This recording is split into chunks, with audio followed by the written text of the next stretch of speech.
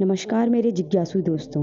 आज हम जानेंगे कि राजीव गांधी की हत्या लिट्टे द्वारा क्यों की गई थी। भारत की आज़ादी के 1 साल बाद श्रीलंका आज़ाद हुआ। तब इसे सिलोन कहा जाता था। श्रीलंका की आज़ादी से पहले सिलोन के चाय बागानों में तमिल भाषी लोग भारत से ले जाए गए थे। इन्हें भारतीय तमिल कहा जाता था, जबकि वहाँ पहले से रह रहे तमिलों को श्रीलंकाई तमिल या जाफना तमिल कहते थे। तमिलों को श्रीलंका में बहुसंख्यक सिंहली नेताओं की अपेक्षा झेलनी पड़ती थी। श्रीलंका की सरकार में अधिकतर अधिकारी और सरकारी पदों पर तमिल लोग थे, जो अपनी मेहनत और परिश्रम से वहां तक पहुंचे थे। सिंहली लोगों को लगता था कि अगर इसी प्रकार तमिल लोग सरकारी पदों पर यूं ही आते गए तो उनके अधिकारों का क्या होगा। सिंहलियों को लगता था कि तमिल हमारे ऊपर राज न करने लगे। धीरे धीरे तमिल लोगों के अधिकार भी छीने जाने लगे। तमिलों को लगने लग गया कि अब उन्हें सिंहली बहुसंख्यक सरकार परेशान कर रही है। उस समय श्रीलंका में तमिल भाषी लोगों की संख्या करीब 23% थी। सिंहली सरकार ने तमिल लोगों से उनके वोट करने तक के अधिकार को छीन लिया। इस तरह से कई वर्षों से श्रीलंका में रहने वाले भारतीय तमिल लोगों को स्टेटलेस कर दिया गया, यानी कि उनके पास अब कोई देश नहीं बचा था जहां तमिल भाषी लोग अपने अधिकारों के साथ रह सके।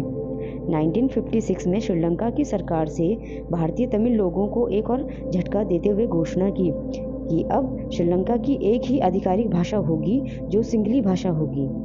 इससे ये हुआ कि अब भारतीय तमिल लोगों को अब सरकारी नौकरी मिलना लगभग खत्म हो गया था। भारतीय तमिल को अब अपनी हैसियत दूसरे दर्जे के लोगों की तरह लगने लगी। 1972 में भारतीय तमिल लोगों के लिए एक नया मोड़ आया। श्रीलंका में 1972 में एक नया संविधान लागू हुआ। नए संविधान के तहत सिलोन का नाम बदलकर श्रीलंका कर दिया गया और बौद्ध धर्म को श्रीलंका का प्राथमिक धर्म घोषित कर दिया गया। लेकिन इस संविधान संशोधन से तमिल लोगों की स्थिति में कोई सुधार नहीं किया गया। ऐसे ही कई अत्याचार भारतीय तमिल लोगों पर होते रहे।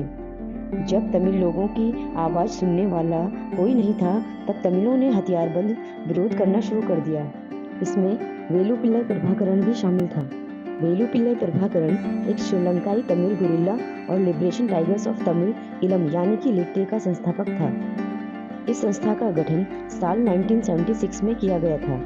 लिट्टे ने श्रीलंका के उत्तर और पूर्व में एक स्वतंत्र तमिल राज्य बनाने की मांग की थी। लिट्टे ने लगभग 3 दशकों तक वहां के लोगों के मन में दहशत बनाए रखी थी। प्रभाकरण का जन्म 23 नवंबर 1954 को श्रीलंका के जाफना द्वीप के समुद्री तटीय नगर वेलिथिल्लई में हुआ था। वह अपने माता पिता की चौथी संतान और सबसे छोटी संतान था। श्रीलंका में पृथक इलम की मांग को लेकर पिछले 3 दशक तक निर्मम आंदोलन चलाने वाला वेलुपिल्लाई प्रभाकरण एक पक्का लड़ाका था, लेकिन उसके विरोधी उसे एक ऐसे महत्वाकांक्षी के रूप में देखते थे जिसने असंतुष्टों को कभी सहन नहीं किया। यहाँ पर इलम का मतलब एक अलग राज्य होता है। थम्बी यानी कि छोटा भाई के रूप में कुख्यात प्रभाकरण एक सरकारी अधिकारी की चौथी संतान था, जिसने बचपन में ही स्कूल छोड़ दिया था। राजनीति, रोजगार और शिक्षा में तमिलों के साथ भेदभाव से आहत प्रभाकरण ने राजनीतिक बैठकों में भाग लेना शुरू किया और मार्शल आर्ट का प्रशिक्षण प्राप्त किया। श्रीलंका में तमिल हिंदू, तमिल मुसलमान और ईसाई, जो कि अल्पसंख्यक हैं, और बौद्ध सिंहली बहुसंख्यक रहते हैं। आज तक श्रीलंका में तमिल हिंदुओं को वोट डालने तक का अधिकार नहीं मिला हुआ है। यहाँ तक श्रीलंका के संविधान में साफ तौर पर लिखा है कि तमिल हिंदू दूसरे दर्जे के नागरिक हैं। तमिल हिंदुओं पर अत्याचारों की कोई सीमा नहीं है। भयानक रूप से 1983 में सिंहली सरकार की मिलीभगत से सरकार समर्थित सिंहलिस उग्रपंथियों के साथ मिलकर प्रायोजित रूप से दंगे भड़काए गए, जिसमें तमिलों का बेशर्मी से कत्लेआम किया गया। तमिलों की संपत्तियों में आग लगा दी गई, बेहिचक लूटपाट की गई, जिसकी पक्की खुफिया खबर भारत सरकार को अपनी खुफिया एजेंसियों जैसे रॉ द्वारा प्राप्त की गई। इस प्रकार श्रीलंका सरकार स्वयं ही तमिल जनता के खिलाफ दंगे फसाद मारकाट में षड्यंत्रकारी भूमिका निभा रही थी। इस हिंसा में उग्रवादी सिंहली संगठन जेवीपी जनता विमुक्ति पेरुमुना सरकारी मदद से तमिलों पर अत्याचार करती रही। इसी अत्याचार के विरोध में वेलुपिल्लाई प्रभाकरण ने लिट्टे लिबरेशन टाइगर्स ऑफ तमिल इलम की स्थापना की। हिंदू तमिलों के सामने सिर्फ 2 ही रास्ते बच गए थे। एक सिंघलियों के अत्याचारों को सहते रहो और दूसरा रास्ता स्वाभिमान की खातिर जान की बाजी लगाकर लड़ते हुए आज़ादी प्राप्त कर अपने आज़ाद तमिल ईलम राष्ट्र की स्थापना कर दे। हिंदू तमिलों ने दूसरा रास्ता चुना और प्रभाकरण का साथ देते हुए श्रीलंका के सिंहली सरकार और सिंहली सेना के साथ युद्ध छेड़ दिया। 1980 आते आते लिट्टे श्रीलंका के दर्जनों सक्रिय आतंकवादी संगठनों में से सबसे महत्वपूर्ण हो गया और यह सबसे ताकतवर संगठन के रूप में सामने आया। लिट्टे को सबसे डिसिप्लिन्ड उग्रवादी संगठन माना जाता था क्योंकि लिट्टे के उग्रवादी लड़ाके एक प्रॉपर ड्रेस कोड में हुआ करते थे। लिट्टे ने धीरे धीरे दूसरे तमिल संगठनों को भी खत्म कर दिया। लिट्टे श्रीलंका के तमिल वर्चस्व वाले इलाके को अलग राज्य का देश बनाने की मांग कर रहा था। इसमें श्रीलंका के उत्तर पश्चिमी वाला इलाका प्रमुख था।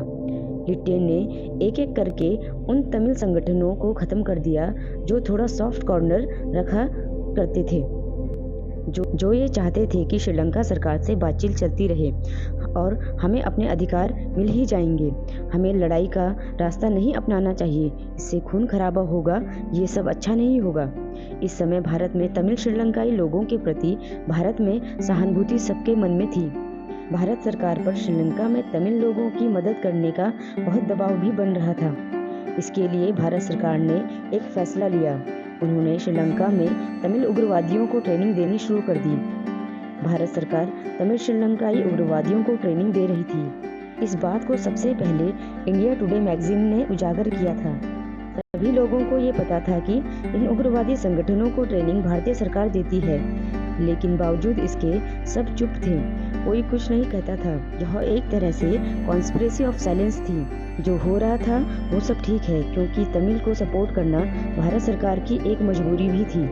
1983 में जब इंदिरा गांधी की सरकार भारत में थी, तब सबसे पहले तमिल ईलम लिबरेशन ऑर्गेनाइजेशन को ट्रेनिंग देने की कोशिश की गई थी। बाद में लिट्टे को भी ट्रेनिंग दी गई। तमिल उग्रवादियों को तमिलनाडु में भारत सरकार ट्रेनिंग दिया करती थी। तमिलनाडु की तत्कालीन सरकार भी इस प्रकार की ट्रेनिंग को पूरा सपोर्ट करती थी। यह ट्रेनिंग देने का भारतीय सरकार का मकसद तमिल लोगों को सपोर्ट करना था और श्रीलंकाई सरकार में प्रेशर डालना था। भारतीय एजेंसियों से ट्रेनिंग प्राप्त तमिल उग्रवादियों ने 1983 को एक बड़ी घटना को अंजाम दिया। लिट्टे ने श्रीलंका के 13 सैनिकों को मार दिया। इस घटना के विरोध में पूरे श्रीलंका में तमिल विरोधी हिंसा फैल गई। यह घटना जुलाई में हुई थी, इसलिए इसे ब्लैक जुलाई कहा गया। पूरे श्रीलंका में दंगे 2 से 3 दिन तक चलते रहे। श्रीलंका की सरकार चाहती तो ये दंगे एक ही दिन में रुक जाते, लेकिन श्रीलंका की सरकार चाहती थी कि खून का बदला खून से ही हो। इन दंगों को श्रीलंकाई सरकार समर्थित दंगा कहा गया क्योंकि दंगाई एक एक घर में जाते थे और तमिल मूल के लोगों को मौत के घाट उतारते थे। इन दंगाइयों के पास वोटर आईडी लिस्ट थी जिसकी मदद से वे तमिलों की पहचान कर पाते। कहते हैं दंगाई श्रीलंका की सेना के ट्रकों के ऊपर बैठकर पूरे शहर की गलियों में दंगे फैलाते रहे। ब्लैक जुलाई के दंगों के बाद श्रीलंका में गृह युद्ध छिड़ गया। दंगों से प्रभावित तमिल लोग भारत के तमिलनाडु में शरणार्थियों के तौर पर आने लगे। इन शरणार्थियों की संख्या हजारों में थी। यहीं से ईलम यानी अलग राज्य की मांग उठने लगी। ईलम की मांग उठते ही प्रभाकरण के संगठन लिट्टे बहुत उभरकर सामने आया। श्रीलंका के तमिल लोगों पर आए संकट और तमिल शरणार्थियों की बढ़ती संख्या का असर भारतीय राजनीति पर भी पड़ने लगा। बातचीत और मध्यस्थता होने लगी, लेकिन कोई फायदा होता नहीं दिख रहा था। इधर भारत सरकार श्रीलंका और तमिल संगठनों के बीच समझौता करवाने की कोशिश में लगी थी। 1987 के शुरुआती दौर में भारतीय सरकार सभी विकल्पों के बारे में सोचने लगी थी। भारत सरकार श्रीलंका में एक महत्वपूर्ण कदम उठाने जा रही थी, लेकिन भारत सरकार और खुफिया एजेंसी को वहां का अंदाजा नहीं था। उधर श्रीलंका की सेना ने तमिल उग्रवादियों के खिलाफ मोर्चा खोल दिया और तभी भारत सरकार ने एक बड़ी पहल की शुरुआत की। इसके बाद भारत सरकार ने ऑपरेशन पूर्णलाई की शुरुआत की। इस ऑपरेशन के तहत इंडियन एयरफोर्स तमिल लोगों के लिए राहत का सामान जाफना में गिराया करती थी। इस राहत सामग्री में आटा, चावल, दाल, दवाई, कपड़े आदि हुआ करते थे। इंडियन एयरफोर्स के इस ऑपरेशन के बाद श्रीलंका ने बातचीत की पहल की। जुलाई 1987 में भारत और श्रीलंका के बीच पीस एकॉर्ड साइन हुआ और उसी दिन राजीव गांधी सरकार ने एक और फैसला किया और वो फैसला था श्रीलंका में भारतीय सेना को भेजना। भारत और श्रीलंका के बीच हुए पीस अकॉर्ड में कहीं पर भी यह बात नहीं कही गई थी कि श्रीलंका में भारतीय सेना भेजी जाएगी। फिर क्यों ऐसा निर्णय लिया गया? प्रधानमंत्री राजीव गांधी के सलाहकार जेएन दीक्षित का कहना है कि जिस दिन भारत और श्रीलंका के मध्य पीस अकॉर्ड यानी कि 29 जुलाई 1987 साइन हुआ, उस दिन जाफना और त्रिंकोमाली में बहुत दंगे हुए थे। यहाँ तक कि श्रीलंका के राष्ट्रपति जयवर्धने के घर का एक हिस्सा भी जला दिया गया था। श्रीलंका के राष्ट्रपति ने तब राजीव गांधी से कहा था, क्या आप इन दंगों को रोकने के लिए भारतीय सेना यहाँ भेज सकते हैं? तो राजीव गांधी इस पर मान गए। 6 घंटे के अंदर भारतीय सेना को श्रीलंका में तैनात होने का ऑर्डर मिला। भारतीय सेना को IPK यानी इंडियन पीस कीपिंग फोर्स नाम दिया गया। IPK का काम लिट्टे और श्रीलंका की सेना के बीच छिड़े युद्ध को शांत करवाना और तमिल उग्रवादियों से सरेंडर करवाना था। श्रीलंका से हुए समझौते में तमिल उग्रवादियों को हथियार डालने और श्रीलंका की सरकार द्वारा तमिल लोगों को और अधिकार देने की बात थी। भारतीय सेना की निगरानी में लिट्टे के उग्रवादियों को हथियार डालने थे। 29 जुलाई 1987 को भारत श्रीलंका के बीच हुए पीस अकॉर्ड से ठीक एक दिन पहले यानी कि 28 जुलाई 1987 को भारतीय प्रधानमंत्री राजीव गांधी और लिट्टे प्रमुख प्रभाकरण की एक मीटिंग भी हुई, जिसमें राजीव गांधी ने प्रभाकरण से कहा था कि वह इस पीस अकॉर्ड को माने या ना माने, लेकिन वह इस समझौते का विरोध भी ना करें। इस पर प्रभाकरण ने कहा, इस समझौते में कहीं पर भी इलम यानी अलग राज्य की बात ही नहीं की गई है। ये समझौता तमिल लोगों के खिलाफ है, तो हम क्यों ना इसका विरोध करें। इस पर राजीव गांधी ने कहा, हम आपसे वादा करते हैं कि Indian peace keeping force Sri Lanka में तमिल लोगों की मदद करेगी। आप इसे मानेंगे तो अच्छा ही होगा। इस पर प्रभाकरण मान गया, लेकिन प्रभाकरण इलम को ही चाहता था।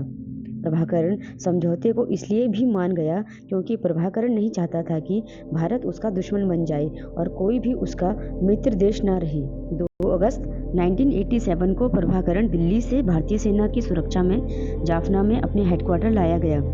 प्रभाकरण ने भारतीय सेना को आश्वासन दिया था कि वह 4 अगस्त 1987 को एक रैली में हथियार डाल देगा और सरेंडर कर देगा। Lieutenant general Dipendra Singh IPK के सबसे बड़े कमांडर थे। इन्होंने अपनी किताब में लिखा, प्रभाकरण की जाफना रैली में लिट्टे के लोग ट्रकों में भर भर कर अपने हथियार भारतीय सेना को सरेंडर कर रहे थे।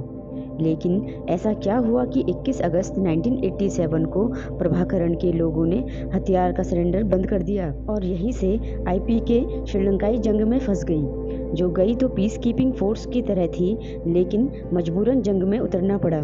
इस जंग में भारतीय सेना के 1200 से अधिक सैनिक शहीद हो गए। जब भारतीय सेना श्रीलंका गई थी तो तब लिट्टे के अलावा कई छोटे बड़े तमिल संगठन वहां सक्रिय थे। इन तमिल संगठनों के बीच भी तमिल इलाकों के वर्चस्व की लड़ाई थी। भारतीय सेना की एक जिम्मेदारी इनके बीच चल रहे संघर्षों को भी रोकना था। लेफ्टिनेंट जनरल दीपेंद्र सिंह और प्रभाकरण के बीच 18 अगस्त 1987 को हुई मीटिंग में प्रभाकरण ने रॉ पर आरोप लगाया कि वह लिट्टे विरोधी संगठनों को हथियार उपलब्ध करा रहा है, लेकिन ये बात बिल्कुल सही नहीं थी। लेकिन लिट्टे ने ये बात मानने से बिल्कुल भी इनकार कर दिया। 21 अगस्त 1987 को इस वजह से लिट्टे ने हथियार समर्पण रोक दिया। लिट्टे फिर दूसरे देशों की बाहरी मदद से दोबारा हथियार इकट्ठा करने में लग गया। लिट्टे के पॉलिटिकल विंग का नेता थिलीपन श्रीलंका और भारत के बीच हुए समझौते को लागू करने की मांग कर रहा था। इसी बीच वह भूख हड़ताल पर बैठ गया। उसका आरोप था कि श्रीलंका सरकार समझौते को लागू करने में आनाकानी कर रही है। भूख हड़ताल के 12वें दिन थिलीपन की मौत हो गई और श्रीलंका में दंगे फैल गए और इंडियन पीस कीपिंग फोर्स की विश्वसनीयता भी कम हो गई, क्योंकि IPK का श्रीलंका में प्रमुख कार्य शांति बहाली का था। इसके बाद 17 लिट्टे के लोगों को श्रीलंका की सरकार ने गिरफ्तार कर लिया, लेकिन IPK ने इन 17 लिट्टे उग्रवादियों को अपने कब्जे में ले लिया। सेना उन्हें कोलंबो ले जाना चाहती थी और लिट्टे इसका विरोध कर रही थी। श्रीलंका की सेना इन्हें अपने कब्जे में रखना चाहती थी। जैसे ही लिट्टे के इन 17 उग्रवादियों को श्रीलंकन सरकार को सौंप दिया गया, उन्होंने साइनाइड की कैप्सूल खा ली और 17 में से 12 उग्रवादी मारे गए। लिट्टे भारत के खिलाफ हो गए। अब लिट्टे भारतीय सेना के साथ युद्ध में उतर गए। एक रोज जब भारतीय सेना के कुछ सैनिक और कमांडो जरीकैन लेकर अपनी गाड़ी में कहीं जा रहे थे, तब लिट्टे के आतंकवादियों ने घात लगाकर सभी सैनिकों को तेल छिड़ककर मार डाला। यहीं से इस लड़ाई की असल में शुरुआत हुई और भारतीय सरकार का ऑर्डर भारतीय सेना को मिला कि वह युद्ध में उतर जाए, जिसके लिए भारतीय सेना बिल्कुल तैयार नहीं थी, क्योंकि वह युद्ध की नीयत से वहां गए ही नहीं थे। भारतीय शांति सेना ने 11 अक्टूबर 1987 को एलटीटीई के कब्जे वाले जाफना पर नियंत्रण लेने के लिए ऑपरेशन पवन शुरू किया। सेना ने लगभग 2 सप्ताह की क्रूर लड़ाई में जाफना प्रायद्वीप पर कब्जा कर लिया था, जिसे श्रीलंकाई सेना कई वर्षों की लड़ाई के बाद भी हासिल कर पाने में नाकाम रही थी। भारतीय संसद में सभी विपक्षी पार्टियों ने राजीव गांधी सरकार के इस फैसले का विरोध किया। शांति सेना को वापस बुलाने की मांग की जा रही थी, क्योंकि सभी तमिल क्षेत्रीय पार्टियों को तमिल वोटर नजर आ रहे थे।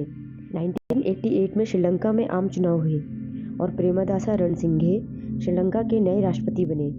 फिर बाद में रणसिंघे सरकार ने और एलटीटीई ने हाथ मिला लिया, क्योंकि एलटीटीई को डर था अगर भारतीय सेना कुछ और दिन श्रीलंका में रुकी तो उनके लिए मुश्किल हो जाएगी। उधर 1989 में भारत में भी आम चुनाव हुए और राजीव गांधी सत्ता से बाहर हो गए और प्रधानमंत्री बनने के बाद वीपी सिंह ने भारतीय शांति सेना को वापस बुलाने का निर्णय ले लिया। 24 मार्च 1990 को भारतीय फौज का अंतिम बेड़ा भारत आ गया। श्रीलंका में भारतीय सेना के 1248 सैनिक शहीद हो गए थे। जब भारतीय सेना मद्रास पहुंची तो उनका स्वागत तक नहीं किया गया था। भारतीय सेना ने एलटीटीई के प्रभाव क्षेत्र को काफ़ी हद तक कम कर दिया था। भारतीय सेना की निगरानी में जाफना और त्रिंकोमाली में आम चुनाव भी कराए गए थे। उधर भारत में भी 1991 में चुनाव हो रहे थे। एलटीटीई को डर था कि अगर राजीव गांधी सत्ता में आए तो दोबारा भारतीय सेना को श्रीलंका में भेज सकती है, और इसी वजह से एलटीटीई ने तमिलनाडु के श्री पेरम्बदूर में एक चुनावी रैली के दौरान राजीव गांधी की राजनीतिक हत्या करवा दी। जैसे ही एक तमिल महिला राजीव गांधी के पांव छूने के लिए नीचे झुकी तो उसके शरीर में लगा आरडीएक्स फट गया और राजीव गांधी की मौत हो गई। ठीक इसी प्रकार 1 मई 1993 को एक रैली के दौरान श्रीलंका के राष्ट्रपति प्रेमदासा रणसिंघे को एलटीटीई ने एक आत्मघाती ब्लास्ट में मौत के घाट उतार दिया था। राजीव गांधी और प्रेमदासा रणसिंघे की लिट्टे द्वारा हत्या की गई थी, जबकि दोनों ने किसी समय लिट्टे से हाथ मिलाया था। लेकिन लिट्टे ने हमेशा तमिल इलम को सर्वोपरि माना, चाहे वह उसका दोस्त हो या दुश्मन ही क्यों न हो। कहा जाता है कि 29 जुलाई 1987 को कोलंबो में राजीव गांधी सरकार और श्रीलंकाई राष्ट्रपति जेआर जयवर्धने सरकार के मध्य हुए शांति समझौते को कायदे से एलटीटीई जैसे तमिल संगठनों और श्रीलंकाई सरकार के मध्य होना था, लेकिन ऐसा न होकर ये भारत सरकार और श्रीलंका सरकार के मध्य हुआ, क्योंकि भारत सरकार को श्रीलंका में तमिल विद्रोह के प्रति सहानुभूति भी थी, क्योंकि भारतीय राज्य तमिलनाडु के भीतर तमिल मुद्दे के लिए मजबूत समर्थन था। 29 जुलाई 1987 को जब भारत सरकार और श्रीलंका सरकार के मध्य शांति समझौता साइन हुआ, तब ठीक एक दिन बाद यानी 30 जुलाई 1987 को राजीव गांधी को श्रीलंका में गार्ड ऑफ ऑनर दिया जा रहा था। तभी एक सैनिक विजिथारोहण रजीमुनी ने अपनी बंदूक की बट से उन पर हमला कर दिया। विजिथा एलटीटीई को भारत द्वारा कथित रूप से समर्थन दिए जाने से नाराज था, इसलिए असंतोष श्रीलंकाई सैनिक ने राजीव गांधी पर हमला कर दिया। भारतीय इतिहास में यह पहली एक ऐसी घटना है जब विदेशी धरती पर किसी प्रधानमंत्री पर हमला हुआ। 1990 में जब भारतीय सेना की वापसी श्रीलंका से हुई, इसके बाद भी श्रीलंका सरकार और लिट्टे में जंग चलती रही। 2002 में नॉर्वे की मध्यस्थता से श्रीलंका सरकार और लिट्टे युद्ध विराम के समझौते पर राजी हुए। हालांकि 2006 तक सीज़फायर खत्म हो गया। इसके बीच लिट्टे दोबारा हमला करता रहा। श्रीलंकाई सेना ने एक बड़ा ऑपरेशन चलाया और जनवरी 2009 में लिट्टे की प्रशासनिक राजधानी किलिनोची पर कब्जा कर लिया। इसी समय से लिट्टे का श्रीलंका से पूरी तरह से सफाया होना शुरू हो गया। 17 मई 2009 को श्रीलंकाई सेना ने एक बड़ा हमला किया। इसमें सारे लिट्टे विद्रोही मारे गए और सेना के साथ हुई झड़प में प्रभाकरण भी मारा गया। 18 मई को श्रीलंका की सेना ने दावा किया कि बख्तरवन वैन में अपने साथियों के साथ भागते वक्त प्रभाकरण की भी मौत हो गई। ये जानकारी आपको कैसी लगी, इसका कमेंट आप कमेंट बॉक्स में कर सकते हैं और वीडियो को लाइक और शेयर करें। ऐसी ही रोचक जानकारी के लिए मेरे चैनल को सब्सक्राइब करना ना भूलें। धन्यवाद।